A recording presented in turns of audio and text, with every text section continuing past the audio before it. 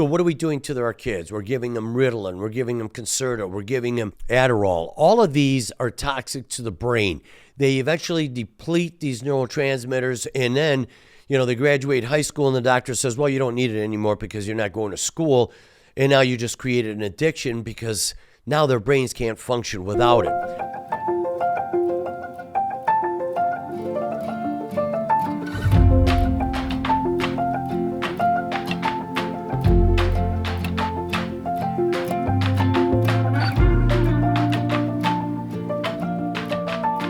Welcome to the Health Quest Podcast, your guide to God's will for good health. Hello, my name is Dr. Sal, and I've been a practicing surgeon for well over 30 years. And my goal for each episode is that you'll be able to have your mind transformed to God's design for your good health and to also change the way you eat and the way you live for your better health. If you're new here, we release a new episode every week. And if you enjoy the content, would you please leave us a good review, because it really helps our ratings and allows our show to reach more people so that we can, in turn, basically help these people improve their lives. We really thank you for your support.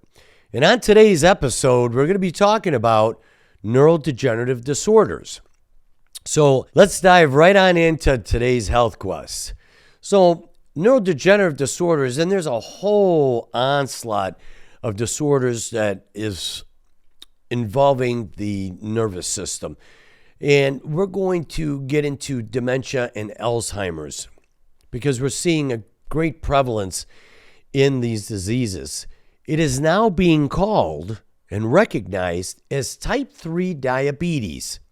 Type 3 diabetes. There's a great book out by Dr. David Perlmutter. He wrote the book called Grain Brain, in which all these grains, which elevates your blood sugars for a prolonged period of time, plus all these added carbs and sugars, raising the blood sugar. The brain operates on sugar, and what ends up happening is the brain cells eventually become insulin resistant, just like the muscle and the liver. And so it doesn't get in there. The brain doesn't function properly. Now, the other food source that can supply the brain with energy so it can function normally is ketones.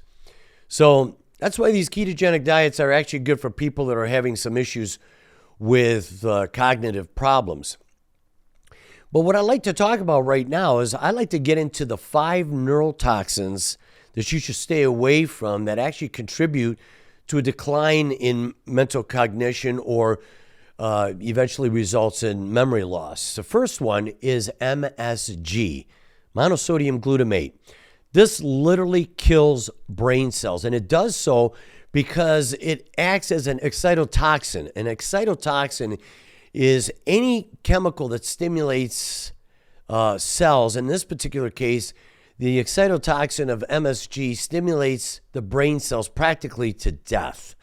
And also, the glutamate that's in the monosodium glutamate combined with calcium destroys nerve cells. So MSG is a neurotoxin that literally destroys brain cells. Secondly is aspartame, which you see in NutraSweet and Equal. That's right. Now, the World Health Organization is starting to show that these artificial sweeteners are carcinogenic. Well, okay, carcinogenic is one thing. You could stay away from it because it doesn't, this way it prevents cancers. But in this particular case, NutraSweet and Equal have been shown as, because of the result of the aspartame that's in it, it is detrimental to neurologic tissue. It's a very potent sweetener. And on top of that, aspartame is 100% synthetic. And some of the reactions, 75% of the reactions that have been reported to the FDA, which the public doesn't get access to, is seizures and also death. So there's deaths that are related with these things that nobody ever talks about. And then the third thing that we should stay away from is sucralose. Sucralose is the sweetener that's found in Splenda. So there you go, folks. You got NutraSweet, you got Equal, now you got Splenda. It's not really a sugar. It's a chlorinated artificial sweetener. Now, the way they make it is they take normal sugar or sucrose, and they add chloride ions to it. They actually add 3 chloride ions to it. And anytime you add chloride ions and you combine it with carbon, which is what sugars are made up of, is carbon, it becomes a very toxic substance. And actually, this is how they make pesticides and herbicides. So that's another thing that we need to stay away from. The fourth thing is a chemical called diacetyl. Now, where do you find this diacetyl? It's in a number of food products, but mostly in popcorn butter. So when you're going to the theater and you order popcorn with butter, that's not real butter. That's an oil with additives to it that gives it that flavoring, and it's got diacetyl in it. In fact, diacetyl is any food product that you'll see labeled as an artificial flavor. So anytime you're reading the labels on any food products or pop and it says artificial flavoring, it's got diacetyl in it, and that's neurotoxic. It's neurotoxic because of the fact that when it gets into your body, it does cross the blood-brain barrier, and it causes the beta amyloid clumping, which you see in patients with Alzheimer's. The fifth thing is aluminum. Now, we see aluminum in everything. Dr. Sam Walters, he's a researcher out of the Mayo Clinic, and he did work for NASA for a number of years, and he wrote his master's thesis on heavy metals and their effects on Alzheimer's. And aluminum is a neurotoxin. In the 1970s, when we were still doing autopsies, they found that Alzheimer's patients had higher levels of aluminum in their brain than patients who didn't have Alzheimer's at all. So where are we seeing a lot of this stuff? Well, we're seeing a lot in aluminum in the drinking water, antacids, deodorants have aluminum in it. Of course, cans are made up of aluminum, and as well as aluminum foil, cookware, and even baking soda has aluminum in it. So these are some of the things that we try to stay away from. You know, you may have recalled people had asked, what's a good way to store foods? I always say get the Pyrex because it's glassware. Glass doesn't have any effect. You know, you got your plastics with your PVCs in it, your bisphenols that's toxic to our bodies, and it eventually affects our metabolism. So if we could avoid the saran wraps and the foils and get into things that are more of the cookware that doesn't have any of this stuff, then we'd be better off as far as reducing Alzheimer's. Now, you got to remember, Alzheimer's is affecting the United States more so than any other country in the world. There are the depleters of the neurotransmitters, okay? The neurotransmitters are those chemicals that get transmitted from one end of a nerve ending to the beginning of another nerve ending to send the signals to then light up or spark this nerve to transmit the signal. And these neurotransmitters are depleted by taking antidepressants. So all your antidepressants out there will, especially your serotonin reuptake inhibitors, will deplete them. Amphetamines. Amphetamines are neurotoxic. So what are we doing to our kids? We're giving them Ritalin. We're giving them Concerta. We're giving them Adderall. All of these are toxic to the brain. They eventually deplete these neurotransmitters, and then, you know, they graduate high school and the doctor says, well, you don't need it anymore because you're not going to school. And now you just created an addiction because now their brains can't function without it.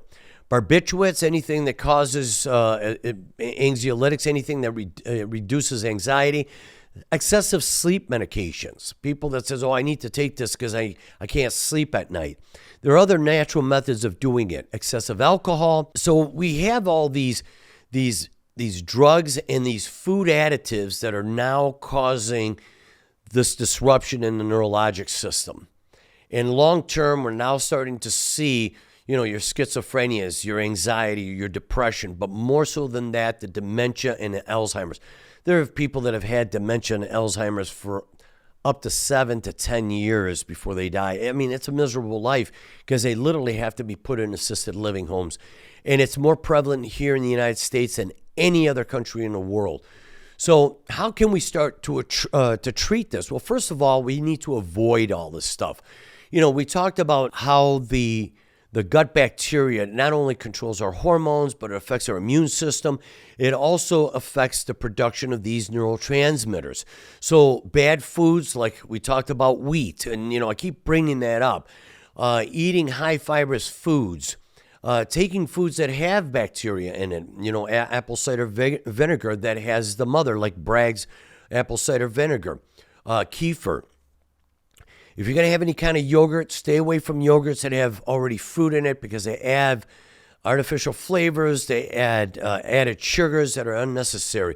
If you want, just get the plain yogurt and throw your own berries and throw a little stevia if you want to sweeten it. So avoiding this, chelation therapy, and we're going to talk about this. Chelation therapy helps to draw out all the heavy metals in our body. Again, aluminum being one of them. It actually pulls aluminum out of the tissues, especially the heart tissues and the brain tissue as well.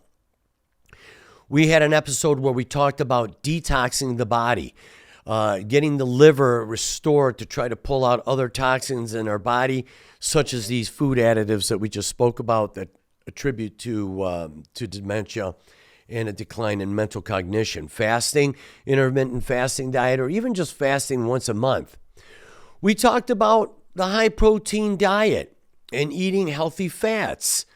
Proteins, especially those amino acids, because that is what our neurotransmitters are made out of.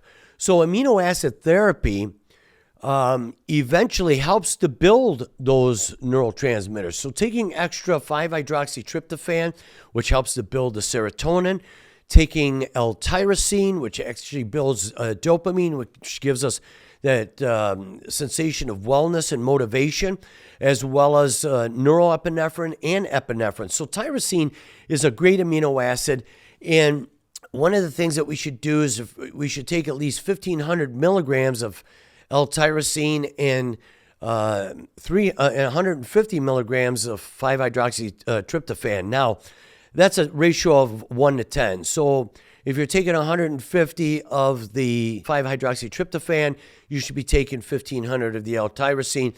If you want to increase it, then you go 300 to 3,000 and so forth. One of the things that you could get over the counter is Mucuna. That's a supplement that you can take over the counter. It basically acts as L-dopa, which eventually turns into dopamine, and taking N-acetylcysteine, which eventually our bodies convert into glutathione. Now, L-cysteine, again, an amino acid, crosses the blood-brain barrier, so then the brain can turn the L-cysteine into glutathione. Glutathione is an antioxidant, and that helps to pull away all of these toxins that are also in our body too as well. We have a high concentration of glutathione in the liver. Again, if we build that up, the liver is capable of pulling these toxins out of our body and eventually excreting it.